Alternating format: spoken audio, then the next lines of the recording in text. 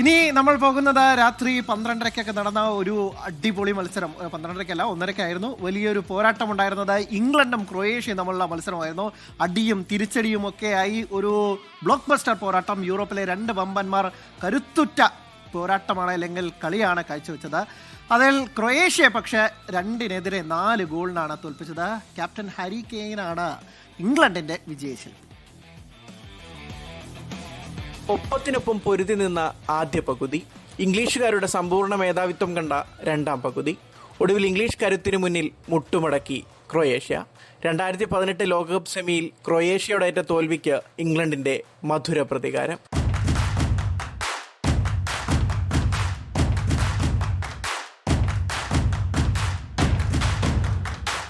അടിയും തിരിച്ചടിയും കണ്ട ഒന്നാം പകുതിയിൽ ആദ്യം ഗോളടിച്ചത് ഇംഗ്ലണ്ട്. 9-ാം മിനിറ്റിൽ ലൂക്ക മോഡ്രിച്ചിന്റെ ഫൗളിന് ഇംഗ്ലണ്ടിന് അനുകൂലമായി പെനാൽറ്റി. കിക്കെടുത്ത ക്യാപ്റ്റൻ ഹാരി കെയ്ന് ആദ്യം ഒന്ന് പിഴച്ചു. എന്നാൽ ക്രൊയേഷ്യൻ ഗോൾ കീപ്പറുടെ ഫൗളിനെ തുടർന്ന് റീടേക്ക്. ഇത്തവണ പന്ത് കൃത്യമായി വലയിൽ. 36-ാം മിനിറ്റിൽ മാർട്ടിൻ ബട്ടൂരിനയിലൂടെ ക്രൊയേഷ്യയുടെ സമനില ഗോൾ. വിട്ടുകൊടുക്കാൻ തയ്യാറാകാതെ ഇരു ടീമുകളും ആക്രമണം കടുപ്പിച്ചു. 42-ാം മിനിറ്റിൽ ഹാരി കെയ്നിലൂടെ ഇംഗ്ലണ്ടിന് ലീഡ്.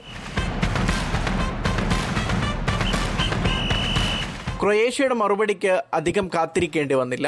ഇടവേള വിസിലിന് സെക്കൻഡുകൾ ശേഷിക്കെ പീറ്റർ മുസയിലൂടെ ക്രൊയേഷ്യയുടെ സമനില ഗോൾ.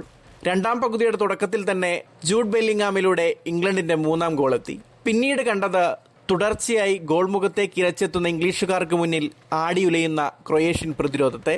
ഒടുവിൽ പകരക്കാരനായി ഇറങ്ങിയ മർക്കസ് റാഷ്ഫോർഡിന്റെ ഗോളോടെ ക്രൊയേഷ്യൻ പതനം പൂർണ്ണം.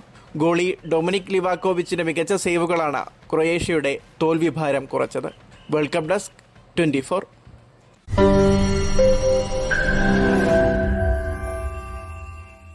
ലോകത്തെവിടെയായാലും ഏത് സമയത്തും 24 വാർത്തകളും ഓഗ്മെന്റഡ് റിയാലിറ്റി പാക്കേജുകളും എക്സ്പ്ലെയിനറുകളും വിശദമായി കാണാൻ ഞങ്ങളുടെ യൂട്യൂബ് ചാനൽ നിങ്ങൾക്ക് സബ്സ്ക്രൈബ് ചെയ്യാം.